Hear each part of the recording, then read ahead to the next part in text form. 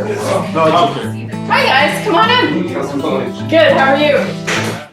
Okay, we got a chair over here if somebody needs, and there's a chair over here. Oh, there. Oh, and there's one here beside Ryan. Peter. Good, you? Yeah. Everybody's gathering up by the door in case they want to run out quick. Yeah. It's really boring, they gotta be quick, right? My name is Stacy. I think I introduced myself to everybody. My husband Kevin is the bald guy with glasses. Say hi, Kevin. The guy with the bald cap, that's our son Cody. Cody, say hi. Right here? And then that's our other son Chad with the beard getting up there. So that's our whole family. You've met everybody. So we own a company called Winnipeg Btc. And with that company, we sponsor this CryptoNutz group. So this is our building. We call this our training center. Down the block here, just on the other side of Regent at 401 Bond, we have our retail store. So we do over-the-counter transactions. We have some merch over here, and in there, we have some 3D printers going, custom printing you can see. So pop in anytime, come and say hi.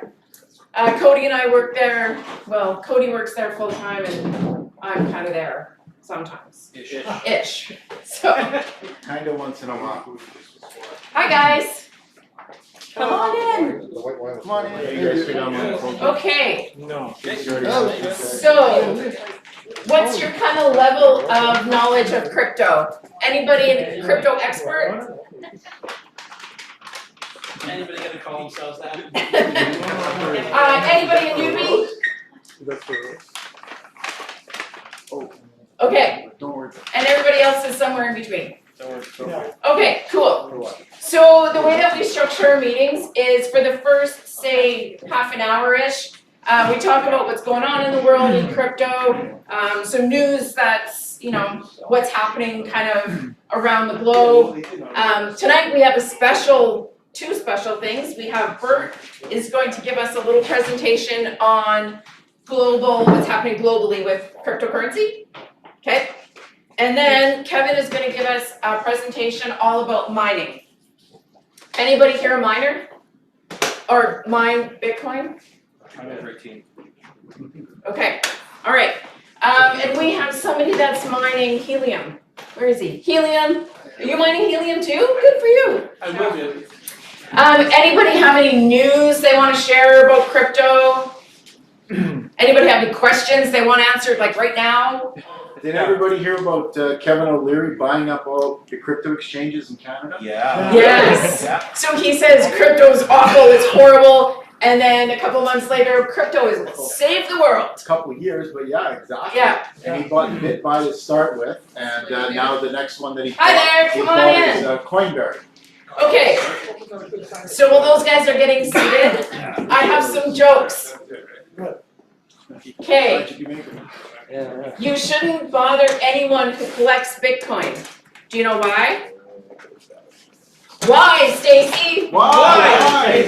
Because they are minding their own business. Okay. How do you get a Bitcoin analyst off your porch? Bit by bit. Ow, Stacy.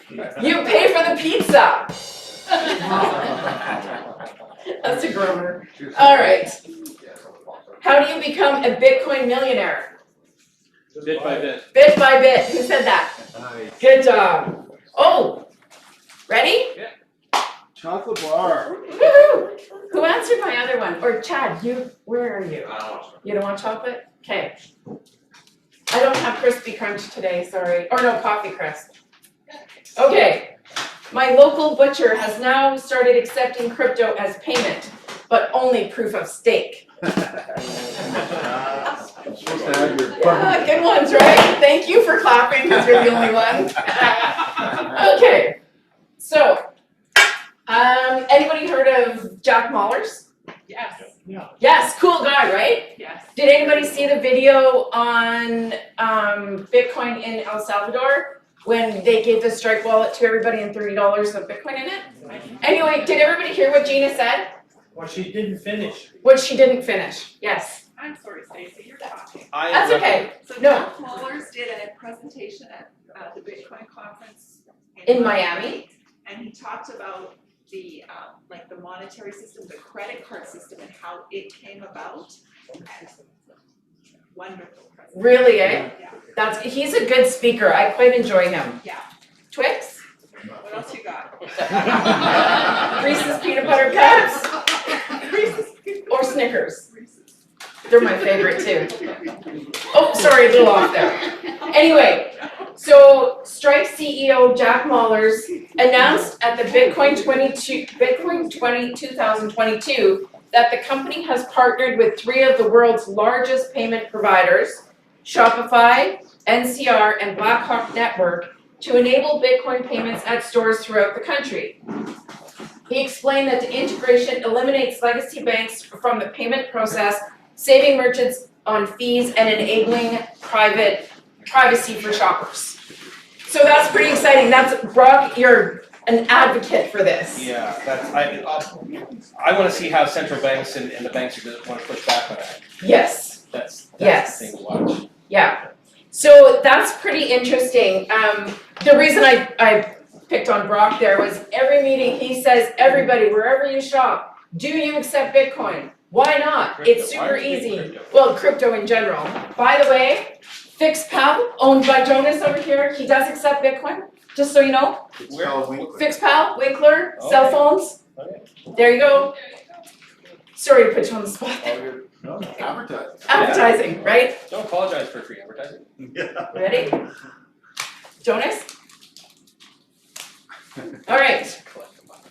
So Cody got this news for me today. Thank you very much, by the way, because I was driving to Brandon.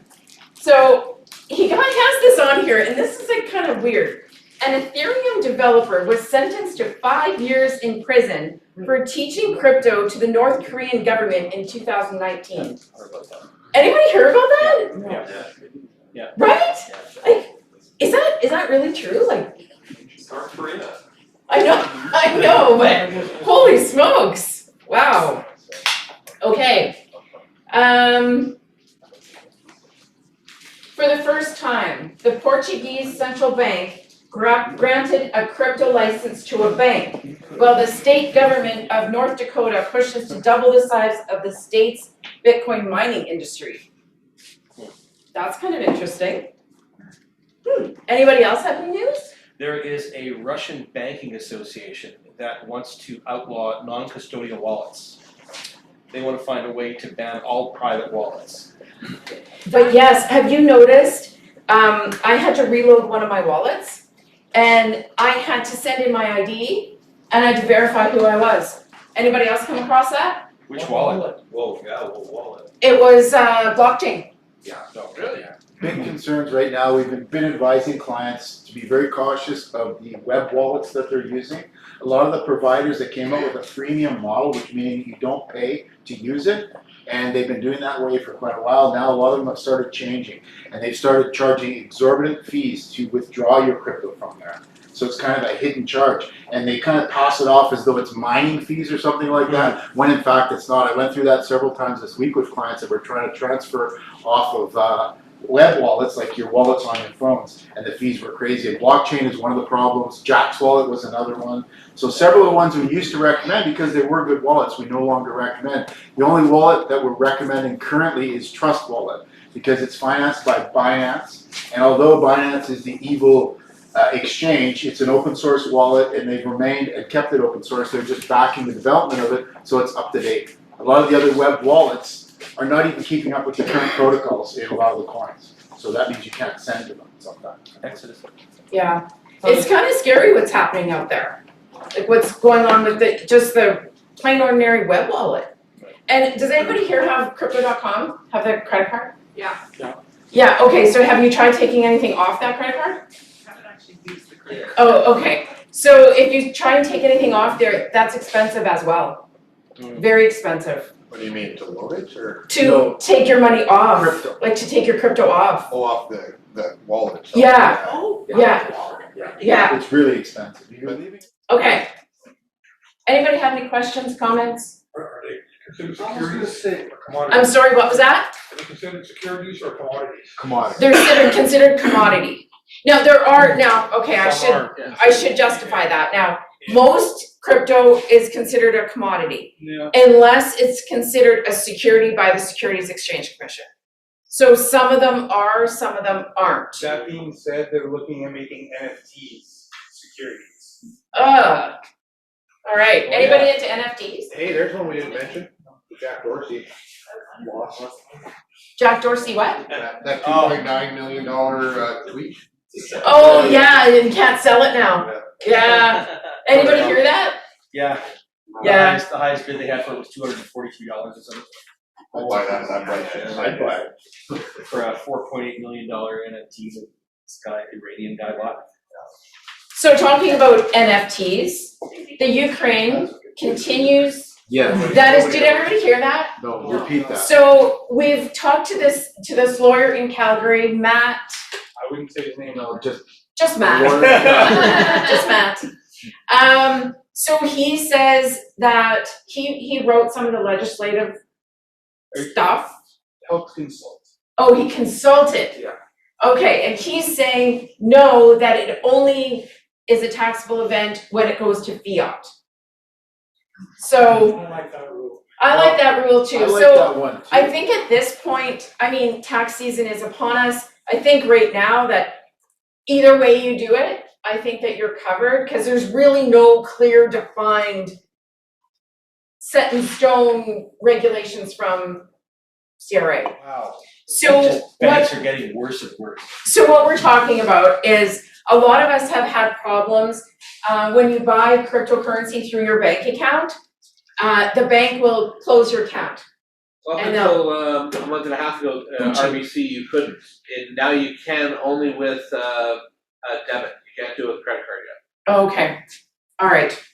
So anyway, we were getting booted from banks left, right, and center because we were buying crypto. So now apparently you can't buy weed either because they'll shut you down for that too. All right. Buy weed with crypto. That Kevin, they hit them up. That's right. Yes. What was the name of that site again? It's called adjustedcostbase.ca. If your writing doesn't get a little smaller, we won't be able to fit much. Adjusted cost. Sorry, what did you say to me? Adjusted cost? The differential between what you paid for the asset and what you gain. So it calculates your capital gain? BASE. Sorry? BASE. Okay, .com? .ca. Okay, there you go. That was a tough one. Okay. So, Ukraine continues its innovative efforts in raising money by launching an NFT museum of war. What do you guys think of that? Would you buy one? Well, I wouldn't buy an NFT anyway. Anybody have any NFTs? Which ones do you got? Do you have sports ones? UFC one. Yeah. Oh, UFC, yeah, yeah. I have NBA. I have the NBA Oh, yeah, one, the opening night of CRO Electric Arena. Oh, okay. Oh, yeah, yeah. Awesome, Oh, I do awesome. have one of those, the arena ones, yeah. I was just talking to one of our hosts, and he spent something ridiculous, like $7,500 on NFTs just over the past couple of months, and now they're worth nothing. He was like all into these kangaroo things and these baby banana things, and it was like, like, yeah. I'm skeptical about NFTs. NFTs, I'm not quite there. I mean, Beanie babies are cryptocurrency is what I find them to be. It seems to be that it's a perceived value, but only if you find someone who wants to buy it. Yeah. They're actually for the metaverse, though. It's like the next step. Yeah, of it. whole other. Yeah, that's what I thought my NFTs, which are within a metaverse for the company I'm bought them on. oh, sorry, I was too fast for you there. Functionality. So is it, Stacey, like art? Like where art It- has no it value can till be. somebody pays millions of dollars for it? It can be art, it can be, Membership. like the tweet that Jack Dorsey did, that somebody made that into an NFT. It could be music, it could be a sports clip, it could be art, it could be, A document. a document, it could be anything. I'm sorry, maybe Kevin can explain it because I just don't buy An into it. NFT can be almost anything that your imagination could bring to it. It literally can be things like membership to exclusive clubs, it can be Anyway, artwork that includes a digital aspect, it can be any number of things, programmable. So it's a programmable collectible, to think about it that way. So any kind of, visual. yeah, it's like a collectible that can be programmed to do almost anything, including giving people special discounts, all sorts of things. It's almost the beginning of what NFTs are gonna do. They're gonna, everybody that has a current membership is at some point gonna have an NFT. Any membership that you currently have, whatever it is, eventually will end up being an NFT. NFTs, some of them will have a value probably for the next 20, 30 years. But it's like anything else, right? Back in the 1900s, you could go to an art fair and you could buy Kevin's art or Stacy's art or Wayne's art.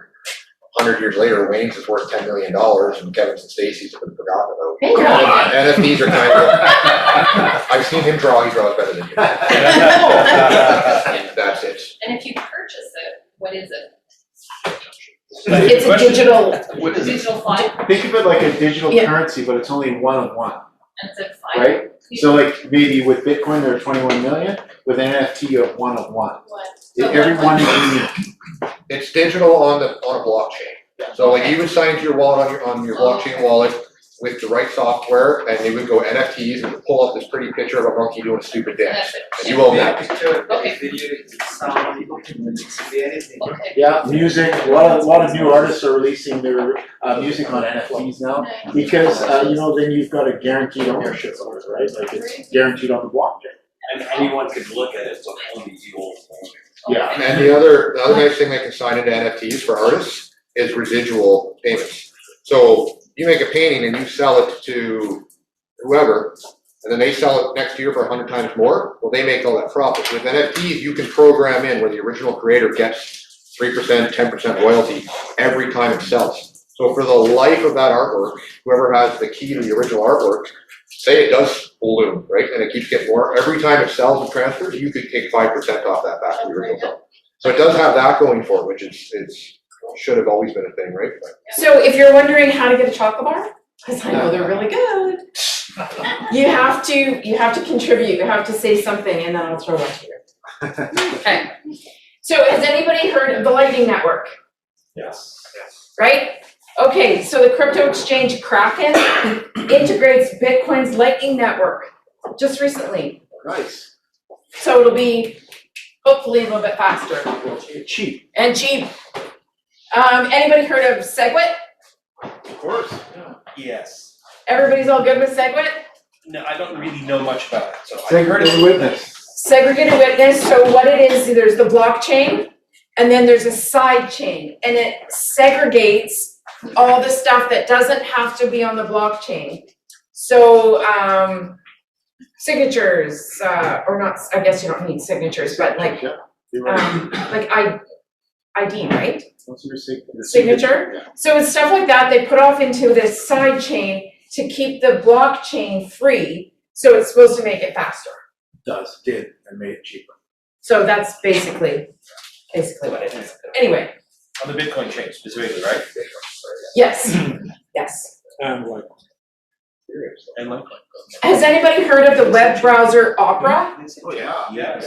Yeah? So Opera adds support for Bitcoin, Polygon, and Solana. Cool, It right? has a built-in wallet. I use Opera, but I've never looked at the wallet, so I don't know. Have you ever used Brave? I have. I use mostly Vivaldi. It's my number one, Opera number two, but I have Brave. I actually keep my MetaMask on Brave. That's the only thing I do with Brave. Just have MetaMask on. Anybody else heard of the Brave browser? Yeah? Has anybody ever used it? Yeah? Get crypto. Yeah, it's pretty good. You can get basic attention token back. And you can tip the sites that you like, and you can, it's kind of cool, you should check it out. Okay, I'm running way over here, so I'm gonna just quickly go through the news. Adam Back's Blockstream and Jack Dorsey's Block are building a pilot crypto mine in Texas that will be powered by a Tesla solar installation and batteries. Okay, so how cool is that? So Samson Mao, the former chief strategy officer of Blockstream, who stepped down in March, announces pro-Bitcoin legislation in 3 countries, Portugal, Mexico, and Honduras. Awesome. We're coming around. Happening. Everybody's coming around. So Binance announces a 100 million euro expansion into France. Crypto exchanges are expanding all around the globe, but seem to be overlooking Africa, which is interesting given that recent reports show that over a third of Nigerians own crypto. You know, with the research that I've done, is there's a lot of places in Africa that use Bitcoin exclusively. Yeah.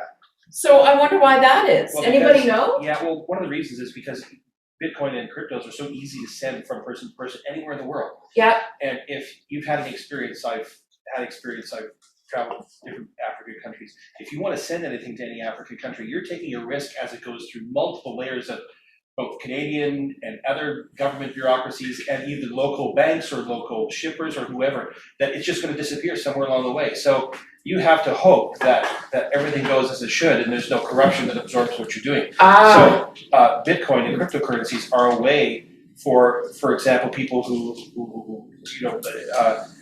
Nigerians or people from other African countries who've emigrated here to send money back to their families and they'll get it.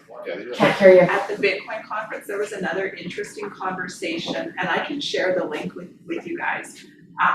There were 3 people, one who has escaped North Korea, Yes. one from Africa, and one from Palestine. Palestine. Yeah. And they talked about their experience with Bitcoin Yeah. and how it's going to help their countries. Yes. Very interesting. It is very good. Gina, would you mind sending me that link? And Cody, we'll put that on our Facebook page. No, So- on a Telegram group we have too, but Okay, so you can put it on I the don't think anybody top. does Facebook anymore. I'm old school, man. Oh, you Okay, were. so I guess we're taking a break for 10 minutes.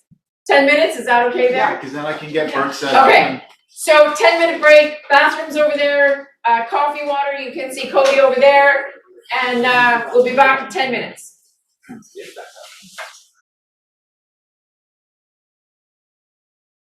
We know more and more people are getting into it,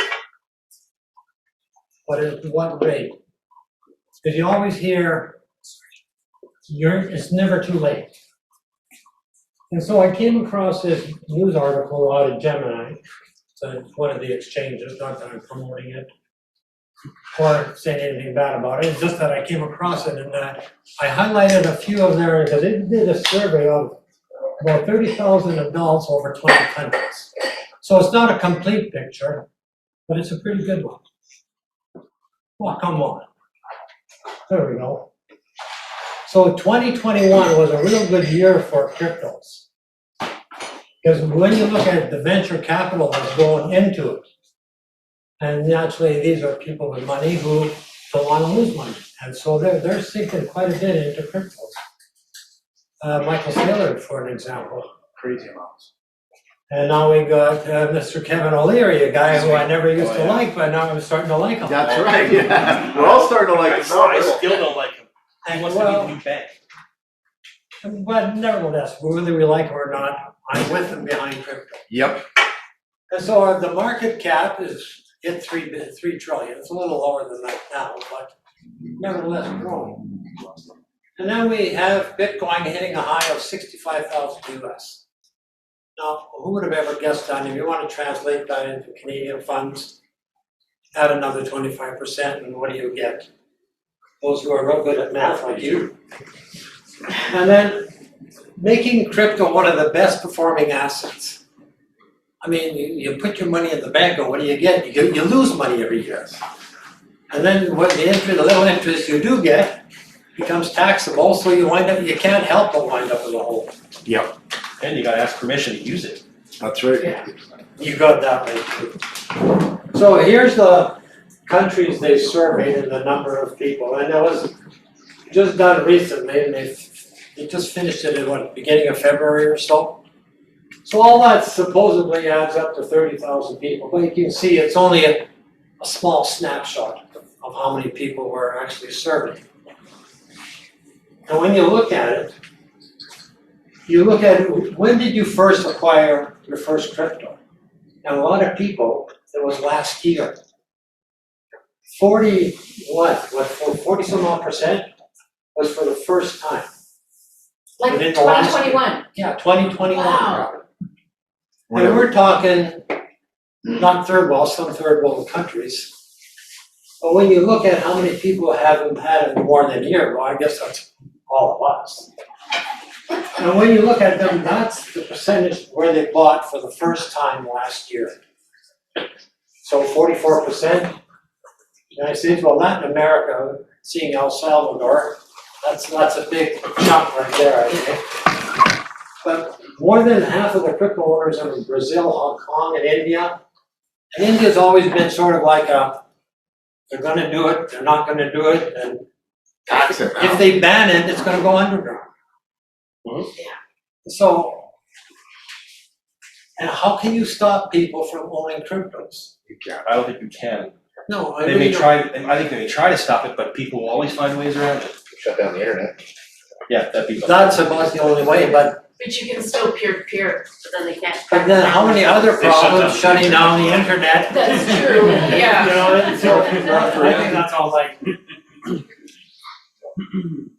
So, ownership by country, now, Russia's is in there, Canada's in there, but what they've done is just look at how great the adoption is, and I think Mexico will be, I think, a good candidate for the next El Salvador, from what I've been reading. It'd be big. Okay, we'll go to the next one. So here we have about the percentages of people who own cryptos on a global basis. And I'm surprised the US is only at 20%. I had to figure it in here someplace. Yeah, that's what I would Yeah, I thought. would have thought that too. Indonesia? But then again, it's just a snapshot, and you look at third world countries that are in here, no offense by any means when I use that term. But there are a lot of on-bank people in Africa. And they all have cell phones, so it's so natural, as you were saying, Same as Indonesia. to flip over. Yeah. Yeah. So where is the growth happening? This, you can't get this on the news. Mainstream media, forget it. Yeah. You'll never see this. Is there anything up there for Palestine or West Bank, Gaza? No, I didn't look at it. Because I've got They- 3D Like, they pictures. only did a small snapshot, okay? Of something like 30 countries with 30,000 people. But even these numbers are, I think, interesting. The growth is there. Yeah. 41% is a lot. Then high income ownership, well, what is high income? I mean, I tried to find out, I don't know, where's when somebody says, high income, what's that, 100,000, 200,000, $500,000? I don't know what this number represents, high income. But we do know the wealthy people are buying them. And with Kevin O'Leary buying up the crypto machines, I wonder why. Yeah. And then you got guys like Elon Musk in there as well. So why haven't the average newbie, no offense down there either, bought? What's the hold on? Well, it is volatile. It's not for the faint of heart. And once you get into it, you know it might go down and it might go up. But you know your dollar is going down for sure. Yeah. Good point, Bert. Okay? Yeah. That's a guarantee. Yeah. I mean, Well, Bank Canada raised its interest rates twice in the last 2 months, so if your interest on savings account is now 0.3 a year, so. Wow. You know, sure, inflation's 8.5%, but you're getting that 0.3 on your savings. That's gonna make all of it. and if you stake a crypto, I mean, 12% you're getting to. Yeah, say 12 and a something? half, yeah. So 20%? I'm getting one that's 67%. just over 10%. Depends how risky you want to. Yeah, that's true. I mean, Yeah. the higher the rate, the more risk. Security is another concern. I mean, it took a long time before I felt comfortable getting a wallet. putting money out there into something I can't see, can't hold, can't touch. But once you get over that hump, I mean, everybody uses a Visa, you don't see the money. That's true. It's true. Even a debit card. Yeah, or a debit card, right? It's not, but then if you can't hold it like this. And then you don't understand it. Well, yeah, there is a learning curve, no doubt. I tried explaining it to my wife, not Successfully. happening. Doesn't work. Does not compute. So, you're either interested or you're not, and that's the bottom line. If you have an interest, you'll learn. If you're not interested, move on to something else. Yep. And I don't know how to buy them. Well, it's easy. I found Kevin. But no, really. Because getting the money out of the bank onto an exchange, how do you do that? You know, I mean, I didn't want my bank account shut down and being blacklisted. Yeah.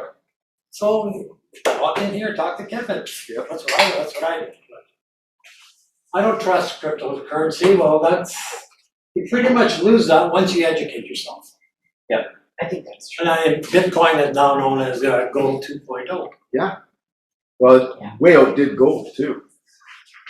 And government legislation is coming, and I guess that's what that can be a good thing, because then we'll get the big fund managers buying Bitcoin.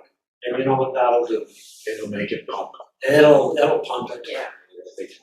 And for those who are hesitant, don't wait until, not financial advice, just suggestion, my own personal opinion. Once the fund managers get in, you think we'll see 6-digit? Yeah. Yep. You guys answer that, not me. Absolutely. Yeah.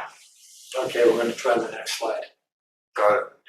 And that's basically it. Like I said, I was gonna take you 10 minutes. Yeah. No, that's great. You can still see and get the news article. There's more in it. I just grabbed a few highlights just to show you that It's happening. the adoption is there. Even though we don't see it, I drive through Tim Hortons, can I pay with Bitcoin? That's right. What's that? All the time. Soon we'll change it. It's still early. Well, thanks anyway, so that's. Thank you brief- very Thank you.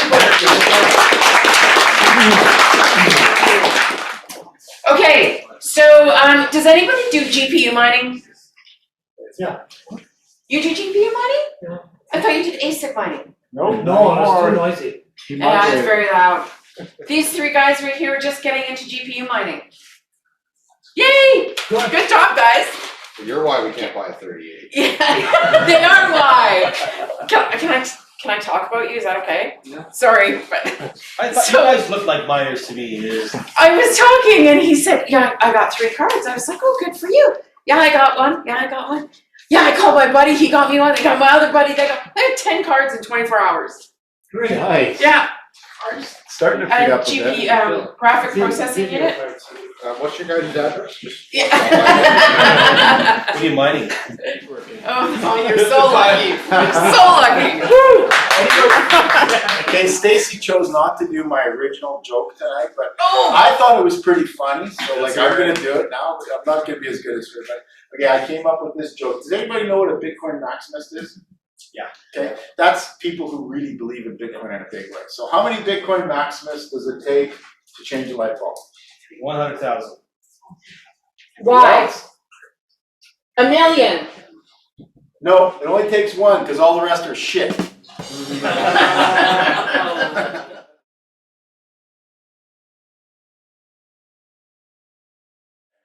We all need a peanut gallery here.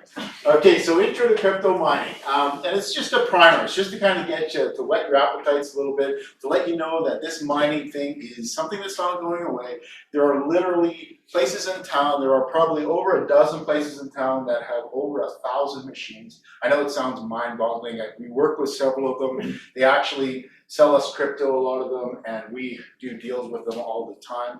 And this is happening. Like, this is a big thing in Manitoba. We have great pricing on hydro. So we've actually got a real good opportunity. Not only do we have great pricing in hydro, but we have a cold place that we live in. So everybody that needs heat, anybody who currently is using electricity for heat, should really seriously look at crypto mining. Because even on a very small scale, you can heat things like your home, your garage, your business. And in cases of a business, you're already paying for your hydro, you're already writing it off on your taxes, you get crypto for free, you get heat for free. This is like mind-boggling. I don't know why everybody doesn't do this that owns a business. Like really, to me, it's a no-brainer. We live in a cold place, our hydro's cheap, and hey, let's just take advantage of every opportunity that we have. So, did I get too far ahead of myself here? No, that's right. Okay, so what, we gotta think about crypto first off and understand why crypto exists a little bit to understand what mining is about. And there are things to, so how do you create crypto? How do you prevent the effects of inflation? We've seen what's happened with inflation. This is getting scarier now. Like we're looking at 8.5% inflation in Canada this next year. Like we haven't seen these kind of things. Some of you haven't seen these kind of things in your lifetimes. Us older ones saw these things in the 80s. But this, yeah, in the 70s and 80s, we saw this kind of inflation rate coming, but this is coming hard and heavy. So, and also another thing that makes cryptocurrency work is proof of work. And that's what mining does, it's proof of work. There's a physical thing that happens on the internet that makes this proof of work. So in other words, someone is doing something.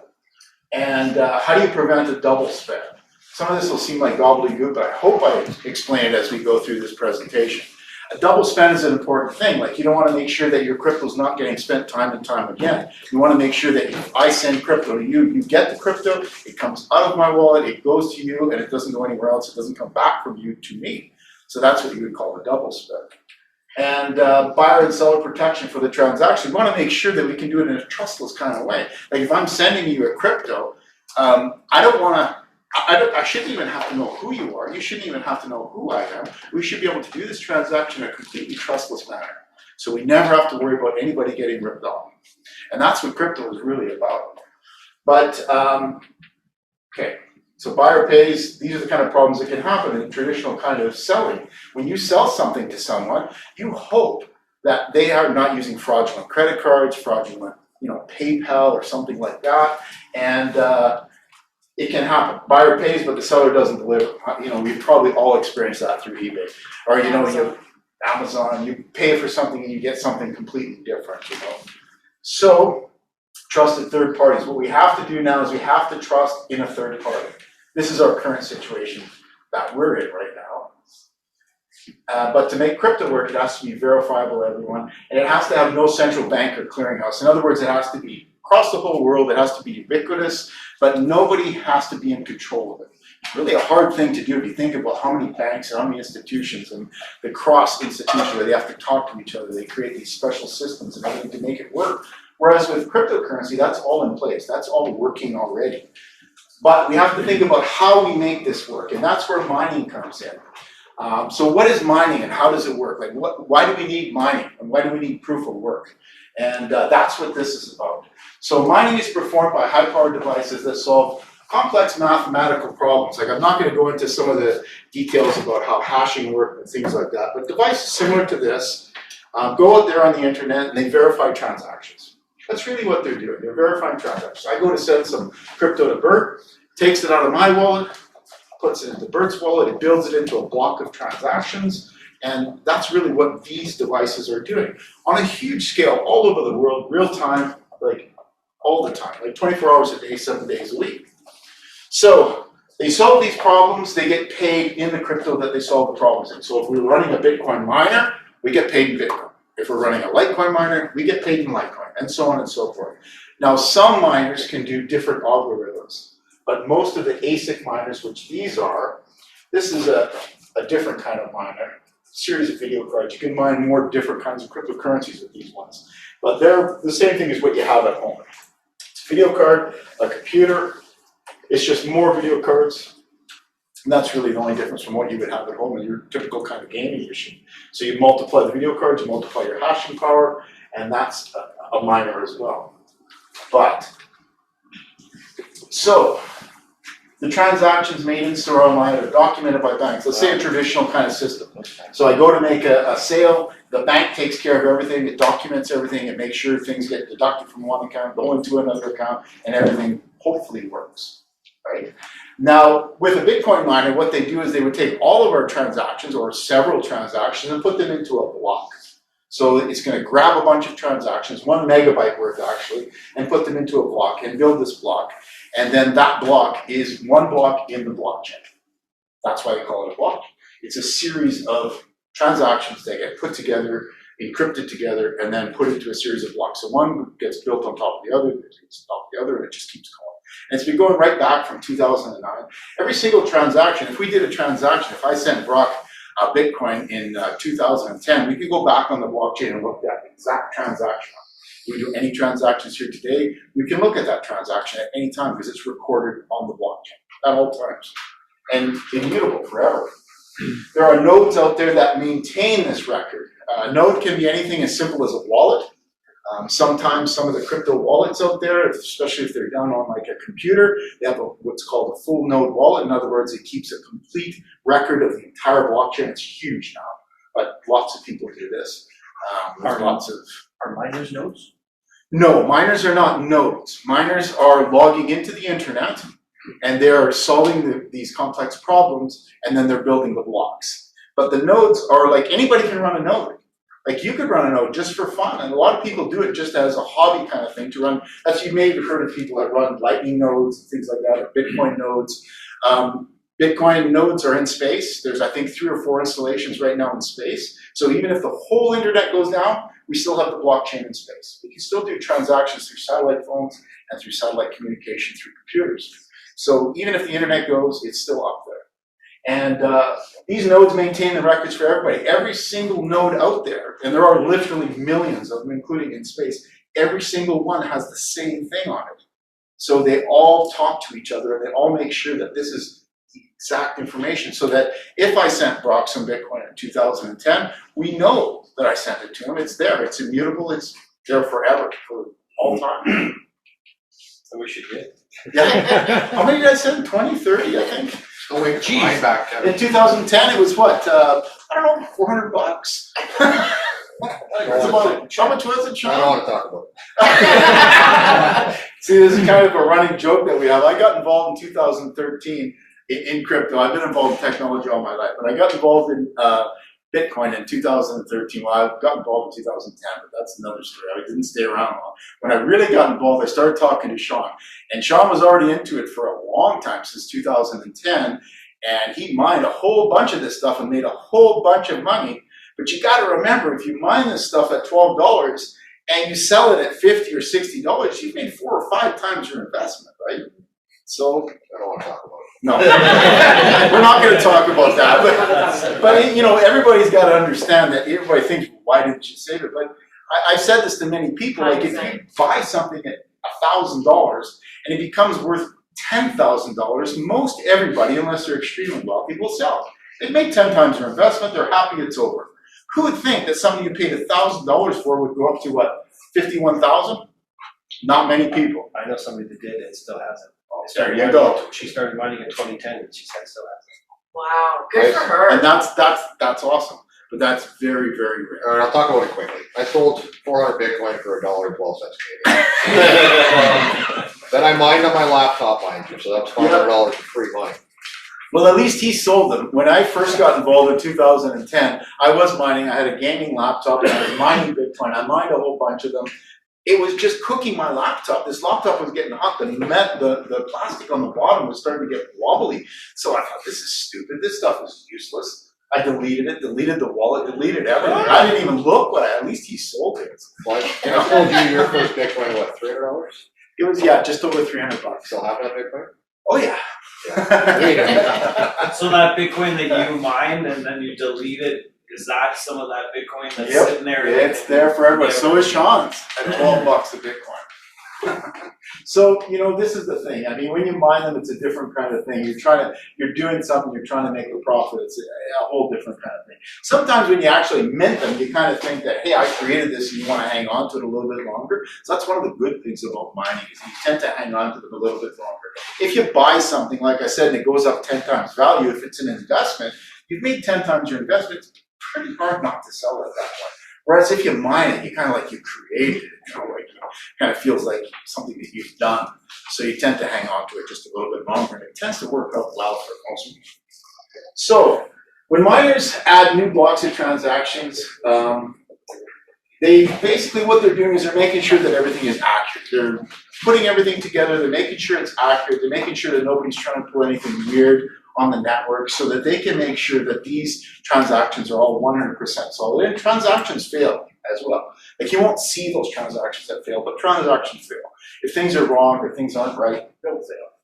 And there's something that can happen in Bitcoin called a double spend. And it's kind of like, if you think about it, think how easy it is to digitally copy something. Like you copy and paste things all the time. You'll copy something on your phone and you'll paste it somewhere else. You'll do this kind of stuff. So digitally, it's very, very easy to duplicate something. So think about that. Bitcoin is digital. It's easy to duplicate. That could be a problem. And that's called a double spend. And that was one of the things that the blockchain solved, because what it can do now is it can verify that everybody actually owns what they have, and they reconcile it through all these nodes throughout the world to make sure that there is no chance of a double spend. So even if one bad actor is trying to create a double spend through his one node that he's got going, all the rest of that network will look and they'll go, I don't think so. That's not going to happen. And so it eliminates that potential for double spend, which is the biggest problem with digital currencies. So what they do, when you make a Bitcoin transaction, it doesn't go immediately into the blockchain. It's actually put into what they call a mempool. So we do a transaction, it goes into this mempool, and the mempool basically holds it and then builds the blocks. And there's a pretty cool graphic, which I think we're running a little short on time, so I won't show it to right now, but later on if someone wants to see that graphic, I can show them, and it kind of shows the way the blockchain is working. It shows them building blocks and all that kind of stuff. But we're running a little tight, so the miners gather the transaction for the mempool. They have candidate blocks, and then when they actually solve the mathematical equation that they have to, they are allowed to build the block. When they are allowed to build the block, they get a reward. They get that reward in Bitcoin. Currently, Bitcoin is still rewarding at 6.25 Bitcoin for every block that you build. So ultimately what you're trying to do is you're trying to make sure that you're trying to accomplish a certain sort of mathematical calculation that is I don't want to get into that, but it's just based on the difficulty. So in other words, the mining network out there is kind of something that is dynamic. So if it gets more difficult, like for instance, if more miners come on, like more and more miners come on, the difficulty goes up. If miners go off, like what happened with China, where China dropped out, they made mining illegal in the whole country, and they were the largest miner in the world. So when they made mining illegal, Bitcoin mining dropped down. The difficulty became easier, so everybody out there that was doing mining actually received more rewards. Now that's kind of reversed itself since then, believe it or not. China being one of the most powerful countries in the world, you kind of say, hold on a second. One of the most powerful countries, especially economically in the world, couldn't affect Bitcoin. I think that's a pretty good endorsement right there. They pulled all mining away, and it didn't affect Bitcoin. I mean, it did short-term, long-term, had absolutely no effect. And there's no mining in China right now, so all the mining has been distributed throughout the world. One of the larger places being Canada. The US has picked up a lot of that mining. Kazakhstan recently outlawed mining, again, because it started taxing their grid too much. But it's an ongoing thing, and what ends up happening is you got to kind of think about the difficulty level of Bitcoin, kind of like being a limbo. Like the more difficult it is, the lower you got to go. If they raise the bar, everybody makes a little bit under it a little bit easier. It's kind of like, like difficulty gets adjusted dynamically, and this happens like in real time. Like they will literally adjust the network, because Bitcoin won't finish being mined until the year 2140. We're all going to be dust by the time the final Bitcoin is minted. You young guys, like 2140, we're talking a lot of time here, right? We're not going to be around when the last Bitcoin is minted. So that's what a deflationary currency does. The opposite of that is our country currencies, like the Canadian currency, where, hey, we need some more money, what do we do? Let's wind up that press, let's make some more. That doesn't happen with Bitcoin. And I've heard from other people where they've argued with me and they said, well, what if they change Bitcoin? Well, they can't do that because then it's not Bitcoin. They've tried that. They call that Bitcoin Cash. They call that Bitcoin Private. They call that Bitcoin something, but that's not Bitcoin. So don't worry about that part of it. They won't change Bitcoin. They may disagree and the group may create something else, but Bitcoin won't change. So the thing about Bitcoin and mining is that these rewards are happening 24 hours a day, 365 days a year. Like, there's no sleeping involved with mining. It's real time. Like, markets come and open and close, Wall Street opens and closes. Bitcoin mining goes on 24/7, 365 days a year. There's people making money all the time. And what kind of an employee can you get that works 24/7, 365 days a year, asks for no time off, no holidays, no nothing? It either works or it doesn't. That's what a miner is. That's me. No, except that's your wife. Oh, no, I didn't say that's me. Okay, so the block reward. So it started out, it's roughly every 210,000 blocks is when they changed the difficulty level. So it's mathematical, right? It won't change until 210,000 blocks have been created. Approximately every 4 years. The first in 2009, even before Sean got involved, the first reward changed. And every 4 years thereafter, it started out at 50 Bitcoins, it went down to 25 in 2013. That's when we started getting involved in 2013. When we were mining, Bitcoin was, well, Wayne was in that too, $300 a piece. You were getting, when you were in with a pool and they hit Bitcoin, you were getting 25 Bitcoins. So it was amazing. And then 2018, it went down to 12.5. 2020, it halved down to 6.25. That's where we are. And in 2024, it's going to go to 3 1/8, right? So this is how a deflationary currency works. That's why the price keeps getting more valuable. It's not like what you hear. You know, these people say predictions of Bitcoin being $1 million. This is not something where this is people pie in the sky talking. This is a mathematical calculation based on a deflationary currency. Bitcoin will be $1 million. We don't know when that's going to happen. It could take 50 years. It could take 2 years. But I mean, and literally, that's the time frame we're talking about. We do know mathematically it's going to happen. Bitcoin's going to hit $1 million because it's something that appreciates and becomes more valuable over time. Now, whether or not you have the ability to buy it and hang on to it for the amount of time to wait till it gets to be $1 million is another thing, because Bitcoin typically has corrections of up to 80%. So that means your $10,000 investment, when you first bought your Bitcoin at $10,000, and you thought, I'm in, man, $10,000, I'm gonna get rich. And all of a sudden, a month later, your $10,000 investment is now worth $2,000. You go, oh my God, I'm the stupidest person in the world. Why the hell did I put my last $10,000 that I had into Bitcoin, right? And you just go, I'm gonna sell it, man. I'm gonna do something else. I'll put this into RRSPs, right? I'm only at 1.9% now. I'm gonna make money. Well, guess what? If you just hung on to it, now Bitcoin's about 51,000 right now, Canadian. I think you would have been okay. But at that time, when you're in the moment, you don't think like that. That's not how it works. And this is where everybody says, well, why don't you just hang on to it? Well, duh. Like, why don't you? But there's human emotion that becomes involved, and there's money, real world money that you've got on the line, and you're hoping it goes back up, but maybe something happens, the engine drops out of your car or whatever. You got to sell that $10,000 investment now for $2,000 and fix your car. You lost $8,000, and then, you know, like what happened to Sean? Like 10 years later, Bitcoin's worth $1 million. You say, I had 4 of those, you know, but I had to sell them to fix my car. You know. And we've had to do that. Stacey and I have had to do that. We had a rental property that had tons of problems.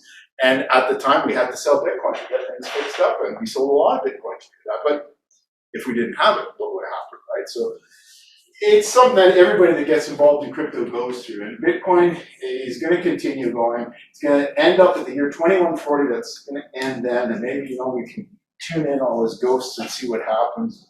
Who knows what's going to happen. But it's definitely going to be valuable.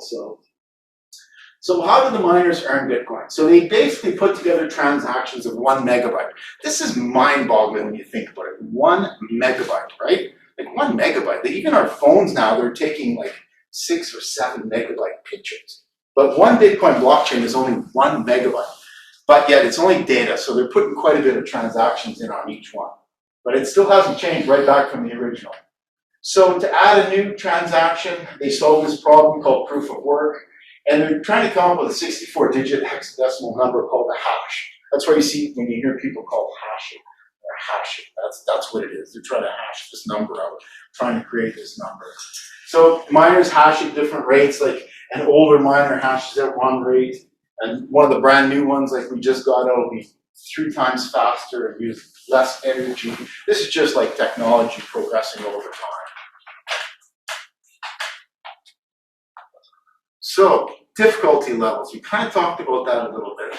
But right now, if you kind of want to think about it with your mind about how this makes sense, as of 2020 in August, there were more than 16 trillion is the difficulty level on Bitcoin right now. So in other words, you're 44,500 times more likely to pick your 649 number correctly than you are to win a block on the Bitcoin network. That's why people can't mine on their own. They can't just sort of get one of these miners, put it on the network, and mine a Bitcoin. It's not going to happen. It just won't happen. Like the odds are so, you're way better off to spend your money buying lotto tickets, right? So in other words, the best way to do it is to go in with a group of people and put all your power together and then try and hope that you do mine Bitcoins. And you do. If the bigger the pool that you get involved in, the more likely it is that you're going to mine Bitcoins on a regular basis because it's a mathematical equation. So it's roughly adjusted every 2016 blocks, and every 2 weeks this gets adjusted. So every 2 weeks, the difficulty level will either increase or decrease, depending on how many miners are on the network at that time. So if it's tons of people coming on, a new country got involved, mining difficulty goes up. A whole bunch of people drop off, like China, mining difficulty goes down. And that happens every 2 weeks. So it's almost like a real-time kind of thing that happens. So how powerful are the ASIC machines? Basically, an ASIC machine, which these devices are, is they were designed specifically to mine Bitcoins. That's all they do. They don't do anything else. They're not like a graphic card where you can put it into a computer and you can do things with it, like how to play games and do other things. They only mine Bitcoins. When they become too old or too inefficient, they're a doorstop. And that's what happens with it. There's nothing else you can do with them. But they are very efficient at what they do. So this happened in about 2013, just when we got involved. That's what we first bought was ASIC miners, and they've progressed. When we first got involved, you could buy them for about $500-600. Now they're as high as 15 grand for one miner, but they're more efficient, faster. They make more money every day, that kind of thing. And mining pools are where everybody puts in their power together. You sort of contribute to the pool, and you get paid out the proportion that you put in. You get paid back out. So it makes sense. It's like it's a win-win situation. You pick the right pool. Sometimes there's luck factors involved. Some pools are luckier than others, and sometimes if you pick the lucky pool for the month, you may get a better return than another pool. So there's literally thousands and thousands of people that all push their power in there, maybe even millions nowadays, I'm sure. So, how Bitcoin mining came to be. The transactions happen roughly every 9 to 10 minutes. And it's not a rule, it's kind of a general rule of thumb that the transactions happen every 9 to 10 minutes. That means a block is being built every 9 to 10 minutes. That's the original miners that we had there. Yeah. There's a modern one, well, more modern, this is about 5 years old. That's from 2013. This guy is 10 times more efficient than that guy. 10 times. Look at how much smaller it is. And then the new one that I have in back there is 3 times more efficient than this one. So the technology has really changed. We've kind of plateaued now in terms of technology. The chip levels are pretty much it's going to be a very slow growth from here on out. But there was a dramatic growth from there and then to the new ones as well. You don't see 3 or 4 or 5 or 10 times growth anymore in Bitcoin miners. You're seeing 1 or 2 times now. So as Bitcoin continues to grow,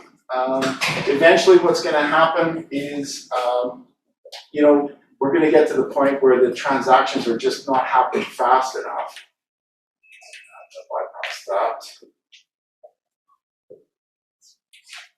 So when it's getting to the point now, and not so much now, because Bitcoin is actually working really well and it's very inexpensive to do transactions. But there was a thing that happened just about 2 years ago where Bitcoin got to be crazy. Do you remember that? It was like $40, $50 a transaction because they just couldn't keep up with it. $200.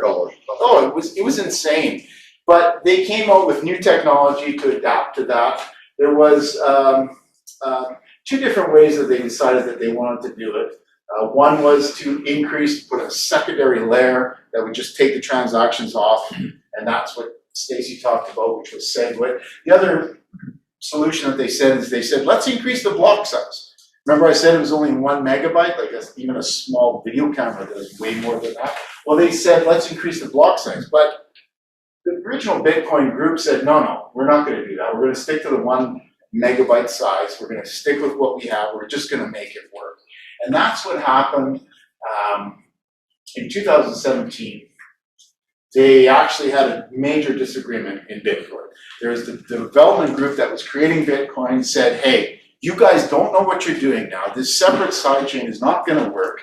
What's happening here now has to happen with bigger blocks. 1 megabyte is not big enough.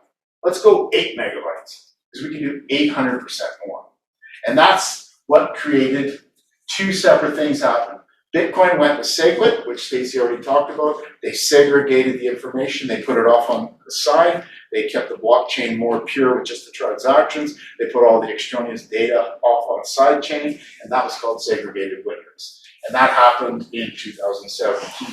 But the group that actually disagreed with the original Bitcoin development group, they went off and they created their own thing.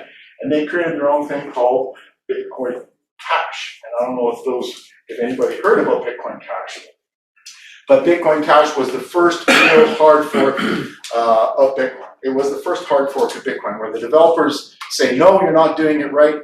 Well, I know what's better. I'm doing my own thing. So they created their own thing called Bitcoin Cash. And that was the fastest creation of wealth in human history. Over $4 billion happened within seconds. Because the moment that they created that blockchain, a lot of people really believed that that was going to be Bitcoin. As a matter of fact, they owned Bitcoin.com, Bitcoin Cash, and there was a lot of controversy because a lot of people were trying to tell people that this was Bitcoin. But if you remember what I said earlier, if you change Bitcoin, it's no longer Bitcoin. And most of the world just said, hey, that's not Bitcoin, that's Bitcoin Cash. And Bcash, and a whole bunch of other names started coming up. But those guys that did that originally, they were calling it Bitcoin, and they were saying, this is Bitcoin now, but it's not. Because they changed it. And the original Bitcoin still survived and is still Bitcoin Cash is worth about $400, $500 Canadian. Bitcoin is worth $51,000. And if you owned Bitcoin when that happened, you got that. Yes. You got some of that for free, right? And yes, and we got a chunk of that Bitcoin Cash, and I sold it that day. I did. Because Bitcoin Cash, when I sold our Bitcoin Cash that we got for free, it was worth 0.47 of a Bitcoin. If you can think about that, 0.47 of a Bitcoin. Bitcoin right now is worth $51,000. Okay? 0.47. So I said to Stacey, I said, I'm not hanging on to this stuff. Let's get rid of it. We got rid of it. We just changed it to Bitcoin. Because to me, it was a no-brainer. I'm sticking with the original group. And that's what I said to everybody else. Stick with Bitcoin. The number one thing you should take away from today's meetup is stick with Bitcoin. I don't think there's any long-term person here that's been in crypto that would disagree with me. I'd be surprised. I mean, really, Bitcoin is the number one token. So Bitcoin Cash got created. 8 megabyte blocks. We can put tons of information in there now. So that's really about it. And I know we kind of touched on a lot of stuff really fast because I kind of came second and I couldn't slow someone down. Sorry, my bad. Sorry. There was a lot more information I could have given you, but I think we kind of got it overall. If there's any questions about anything we talked about, or you want some more information about miners, or you want to, this is a GPU mining rig. It's older cards, but the reason I brought this over here is just to show you that you can Frankenstein something. This is a kind of machine that you'd see at your office or anything else like that. Put a little bit of things on the top and, plug them all together and make a mining rig. I mean, Anybody can mine. It doesn't have to be a great big huge operation like you saw at the beginning of this presentation. That machine over there that I've got, that I play Civilization 6 on, when I'm not using it, I fire it up and it's a miner. And it's paid for itself about 2 times over now because I've been doing it for so long. It's about a 5-year-old machine, it's not a new machine. So, you know, even at home, anybody can mine. If you have a machine that has a graphics card in it, you can just literally go to nicehash.com, you can download the software and you can fire it up and you can get your machine at home mining tonight. And that's about it. That's all I got. Thank you, everybody. So they're just getting into it. They're just starting, just fresh. Do you know what you want to mine? What coin you want to mine, or Whatever's most Whatever profitable. makes more money. whattomine.com? That'll tell you on a daily basis Yep. what's the best. And you can actually get an app to CryptoMine. There's one called CryptoMine. You get an app on your phone, and you basically put in exactly the GPU that you're currently using. You put in the current rate that you're paying, and then you put in, like what you do is you figured out your total amount of hashing power for your cards. You look at what your cards can each do. You put your total amount of hashing power in there. You put what you're paying for your hydro, and it'll actually tell you what your daily profitability will be after paying for your hydro. Cool. Okay, anybody else have any news or anything cool they want to share? Crypto related, of course. Oh, No news? okay, I'll keep going then. 2 minutes. Okay, Circle, the user of world's second largest stablecoin USDT, has raised $400 million US in its latest funding round with major investments from BlackRock and Fidelity Management and Research, as the stablecoin user looks to explore possibilities with the traditional financial world. So that's cool. No? I think so. Didn't that value to almost $5 billion? Wow. Wasn't USDT the one to stay away from because of? USDT. Yeah, this is USDC. Yeah.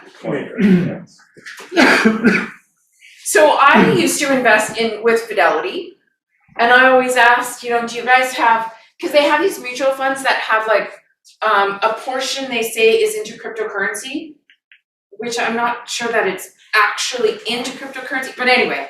So I was trying to get into something like that, and Fidelity was one of the only companies that had that. Does anybody else have any investments that they have that have a crypto component to it? I would never trust them. Somehow I'm not surprised.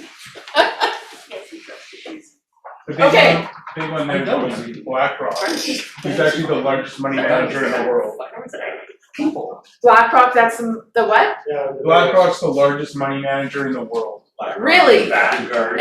I never heard of them, I only heard of Fidelity. Yeah, they're that dark, shadowy corporation you're not supposed to hear of. Oh, okay, got it. Pretty much everything. Yeah. God. Or want to own everything. Them and Vanguard owns BlackRock. And they wanna Think I buy can all throw that the far? houses. Did you get one, Rose? I did. David? No, you sure? Simon? I got Twix, Snickers, Gotta That's catch it. it, that's the deal. Gotta Twix? catch. Oh, he wanted a handoff there. Did you want one? No? Okay, you guys all got one? Mike, you got one? What's the what? You got already? Okay, you guys got back there? Did you get one? I'm good. You sure? Yep. Okay. Anybody over here want one? No, that was a. That was a no thank That you, was a not a whole- yes, throw it to me? Yeah. Okay, all right. Oh, what kind do you want? I don't want any, are you doing pics or you want to do the presentation? Oh, okay, cool. No, just asking. Okay. Does anybody use Ronin wallet? Yeah? No? Nobody uses Ronin? I do. Yeah. Yeah? Yep. So the US, that's the wrong one. Where is the Ronin wallet one? It's US Treasury one, yes. The US Treasury Department alleged that North Korean hacking group Lazarus is tied to more than $600 million theft of cryptocurrency from the Axie Infinity linked Ronin bridge. Ronin Network said in a blog post that the FBI had linked Lazarus with validator breach and that the Treasury Department sanctioned the funds. Did you hear that? I heard about it. About it, yeah? That would be North Korean government. Yeah. Okay, so anyway. So every meeting, we go through everybody and everybody has 3 picks. You can pick a cryptocurrency that you invest in, maybe something that you've just heard of, maybe something that you want to invest in. And we keep track of these. We've been keeping track of it for 6 years or something like that. And it's interesting to see how Bitcoin was like way up here and then it dipped and Ethereum took over the #1 spot. And then Bitcoin again. And then, anybody remember Social Send? Yeah. Yeah, that made it on our list too. So we do this every meeting and we collect the data. And if you're interested in having it, just shoot me an email and I can send it to you. It'll be posted. You're gonna post them? Okay. So we will start with Peter. I'll take Digibyte. And I'll take Tega and Tezos. Tezos? Tezos. XTZ. Okay, Chad. I'll throw 2 at Litecoin Ooh, 2, okay. and then 1 for each. 1 for each. Okay. Bart. Litecoin and 2 nuts. All right. Yay! Go nuts. Marco. Bitcoin and Tezos. Tezos XTZ. For your favorites? You can pick either your favorite, something you're invested in, something that you've just heard of, something, yeah. Gina. The acronym for Bitcoin, ETH, and Luna. Luna. Luna. Okay, Dan. I'll take Litecoin and ETH. And 1 more. Then I'm gonna start a new one, VeChain. VeChain. Oh, VeChain, yeah. Vet. Cool. It's Vet. Okay, Brock. I still like Ghost. She already knew it started, right? There's a new privacy coin I'm watching called Dero, D-E-R-O. D-E-R-O. Oh, D-E. D-E-R-O. Okay. Dero. Equilibria. EQX? XEQ. XEQ. Okay, tell me about that one. Oh, geez, I knew you'd ask me about that today. There's something about that, I don't remember. But it's good. So You can tell us. It's been going up. It's another chain. It's something about the chain and how it is and what its utility is that attracted me to it. You know I'm gonna ask you next time, so. I will know more next time. Okay, perfect. And Darrow is a new privacy coin? It's rising up pretty quickly. It's about $16 a coin now, Canadian. And you like Ghost in this over like a Over Monero? Oh, way over Monero and over Pirate as well. R. Yeah, I like it. I love that R. I love that code, but Yeah. I don't like the coin so much. It's not nearly as secure as everybody thinks. It's the same with Monero. Yeah. With Darrow and Ghost, there are plans for it, and the Ghost chain. Ghost is its own chain. It's a smart contract. They use smart contracts on it as well. I like it when they have their own chain. Yeah. That makes me feel less better. Darrow's its own chain as well. And they have lots of active development. But the problem with Ghost is it just doesn't have a lot of promotion. There's not a lot of people who know about it. It's hovering around 45 cents all the time. Why don't you do a presentation on Ghost for us? I might do that. That would be That'd be a good awesome. idea. Free entrance. And Okay, no Mr. Sokol, what do you have? We'll go Bitcoin, Litecoin, and Graph, GRT. Okay, what's that? It's kind of like what Google is to Web 2, it's Web 3 search. Ah, very cool. You should do a presentation on that. Web3 search? What's it called? Web3, Is it graph? Graph, GRA. APH? GRT. GRT, okay. Sean, Crow? I'll throw one on Shib. Shiv, Right, go Shib. okay, Shib is strong. Luna. and Luna. All I right, get rid of my crow. Cody. Luna, LTC, and I was getting ready to write, Axie. Oh, he's discouraged. Axie's just not doing it. it's not cutting it anymore. Okay, Kev, Okay, nuts, yeah, nuts, yeah. nuts. So I have to explain this. So we created our own cryptocurrency. It's a stable token, and it's called the Nuts token. So that's what that is. And we used to have little name tags that said, "I gave my nuts to be here." Anyway, okay, never mind. Okay, Ryan. Helium, G999, and Bitcoin. You know what I'm not hearing, and I used to hear all the time, is Bitcoin Cash and Cardano, but I haven't got to this side of the room yet. Coming. Bitcoin Cash and Andre's on here. That's true, very true. Okay, where did I end up now? Ryan. Ryan, okay, Jonas, Luna, yeah, Bitcoin, and Secret. and which? Secret. What's the ticker? SCRT. Gotta tell us about that. Okay, what's that one all about? Yeah. It's what? Privacy. Privacy token? Other privacy. Is it comparable to Ghost, Darrow, and Monero? Yeah? Cool, how long have you guys been into it? 2 months. Yeah? Has it gone up? Yeah. Nice. What's the market cap? Oh, you're asking tough questions now. They get too tough You're for that buying it, one. you should know it. You wanna talk about it? How many coins? Sure. Nobody knows? Oh, I don't remember off my top of my head. Okay, well, it's next time, right? Yeah, I wanna know more next time, We'll ask you guys. next time. You're not like putting you on the spot, right? You come in first row. Gotta count on people. Okay, Well, Ghost, the market cap of Ghost is about $7 million only. It's market cap is $7 million. Maximum coins are 55 million. I think there's only Founder coins? Hmm? How many founder coins? how many what? Founder. I don't know. Okay. There's only about 8 million in circulation, Okay. so it's really low yet. Founder coins oftentimes can tell you A the lot. sediment of the whole Yeah. project. I don't know the founder coins. I used to know. It's not that Okay. high. does anybody know what the founder coins for Bitcoin are called? The Genesis block. The Genesis coins, yes.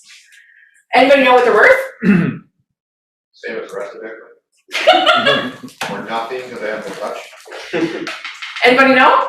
Billions and billions Yes. and billions. Yes. Billions. Okay, where did I end up now? Right, I'm sorry you don't have a name tag on. Albert. Albert, Yes. I'll go 1 for Luna and 2 for Secret. 1 for Luna. You guys are bullish on that one. Okay, yeah. If you Okay, wanna we got buy one more some guy, he's now, gonna you give us know the the same one market. though. I can't remember your name, I'm sorry. Anthony. Anthony. I'll go 2 for Secret and 1 for Luna. Oh! So bullish on Luna and Secret. You guys must have, did you sell any of that Luna when it hit its all-time high? Nice. Is that how you bought Did your you buy bike? more back? What? Did you buy your buy bike more? with Luna? Oh yeah, I cashed it out. Good for you, Anna. Good for you. We were mining Litecoin, ASIC miners, mining Litecoin, and at the time you were getting Dogecoin for free when you're mining Litecoin, and at its all-time high, we cashed out, and that's how we paid for half our Tesla. Yeah, so I feel ya. Okay, I'm sorry, I can't remember your name, Ken, right? Oh, yeah. Yeah. 1 for Bitcoin and 2 for Shiv. Shib, we're gonna have a Shib Army. You're gonna turn back to Oh yeah, it's coming back. Don't worry about Shib. Like, not even for a minute. Does anybody know what Shib is? Everybody's familiar? Shiba Inu? Yeah, it's a meme. It was a meme token. Yeah, it went up like crazy, and now it's super popular. There's Shiba Swap. There's Shiba everything now. Shiba. Yeah, It's the new Doge. Shiba killers. Better than Doge. I can't see your name tag either. Okay, 2 Bitcoin and 1 Litecoin. 2 Bitcoin, 1 Litecoin. Lady after my own heart. Simon. Bitcoin ETH nuts. Bitcoin, ETH, nuts. We're all a little nuts. Miss Susan. Rose. I'll go for the standard Bitcoin. Yeah. And then I'll support the wisdom of the building with the nuts. All right. Yay. And then I'll go with the wisdom of the youth with the secret. All right. Ah, there we go. Okay. JP. Go Monero, Pirate Chain, Pirate. Arr. and go and a Dero too. Dero. Oh, Darrow. Okay. Those of you who don't know why we keep saying R, that's actually the acronym for pirate on the, that's, the ticker for it is ARR. And you know when you have in Bitcoin, it's BTC, Ethereum, ETH. Pirate coin is R. And you gotta do it with your mouth, like R. Okay. Where did I end? David. I have no idea. I'm gonna do. Then pick the But I'll ones you like just the take what I best. got. I'll give 3 for Bitcoin. There you All go. right. That's a good bet. You're That is safe the with best that. bet. That Very is the best bet. Advice to clients that I've been giving since 2013 is to keep 80 to 90% of your crypto holdings in Bitcoin. And those that have listened have done extremely well. All of us have put way too much of our Bitcoin into shitcoins. Yes. Is everybody familiar what a shitcoin is? No. Funny, Anything except for Bitcoin is a shitcoin.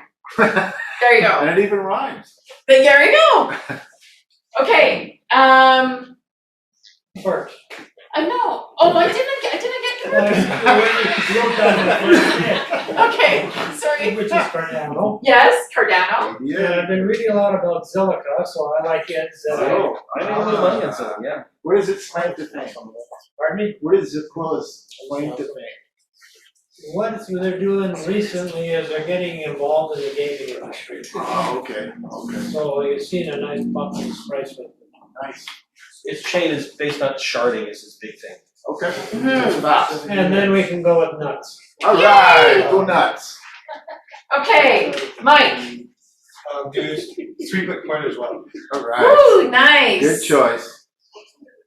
I'm sorry, Richard. Richard. This is the second time now. I remember. Those faces. Yeah, I'll go with nuts All right. Yay! and Bitcoin. Yeah. And I like this idea of the SCRT. Secret enterprise. Yes. Secret. Yes. The You secret. guys are getting Now some you've got the secret. little support there, little love for those guys. Okay, you know what? Typically it's happened, almost all tokens that get mentioned in the group here get. That is very All true. joking aside, I mean, That's talking very big true. ones. We I don't had- know why, we don't know why, but it happened. We had Turtle Coin. It's like an older coin. Anyway, we had them come in and do like a Zoom meeting. The next day, Turtle went like crazy up. We had We did it what's to his Shib. name? What's that? We did it to Shib. Shib. Shib. When I went Woohoo! to Shib when it was like super cheap. Yeah. It's been It very, had like very good to 100% me. increase. Everything that gets on this board, the next day, historically, it goes up. It's kind of cool. Anyway, Someone in here's a billionaire, we don't know it. David, Dylan, I was close. I'll go with CRO. All right. Hey. It's in the middle. Okay. VeChain and Cardano. Oh, you got a fan over there, Bert. All right. Buy more, it's down low. What did you say? Cardano, Bitcoin, nuts. Okay, sorry. I said VeChain. Oh, VeChain. You got it, you got it. Oh, I did it. You got Okay. Okay. I'm too busy thinking ahead. Okay. I'll go with Solana. Solana. Okay. Polygon. Good Hey, one. Polygon. Yeah. Polygon or Matic? And Dot. Yes. You're my friend. Are you? I gotta come give you a high five. Yeah. Woohoo. You must be happy about I am. That's what I'm getting my 12.5% on. Is Dot. Stacy, is that everybody? No, I haven't done it yet. Okay, well, I know you're not gonna say it, so just wanna say, I'm very proud to see as an entire group that XRP is not there one. Yes, is awesome. yes, that is good to point out. Did everybody hear The that? shittiest of the shit coins did not hit the board. Finally, XRP. Okay. Does anybody know anything about A XRP? little bit, no, but stay away from it. Yeah. Yeah, just know whatever you do, well, you can make money on it. I should not say that, but it is a shit coin. Don't invest in it. But that's my opinion, that's not good advice. It was going to the top 3 on. I know. So it's pre-mined. So, sorry? Oh, sorry. I'll talk to you later and I'll explain it, because I'm getting the no time. problem. Okay, so me, I'm gonna go ... Dash. Bitcoin. So we've got 5, 10, 15, 19. Bitcoin is the champ, Woo! as should be. 7, And Nuts is number 2, as should be. 6. Oh, look at you guys in your new coins. There we go. 3rd place. Woo!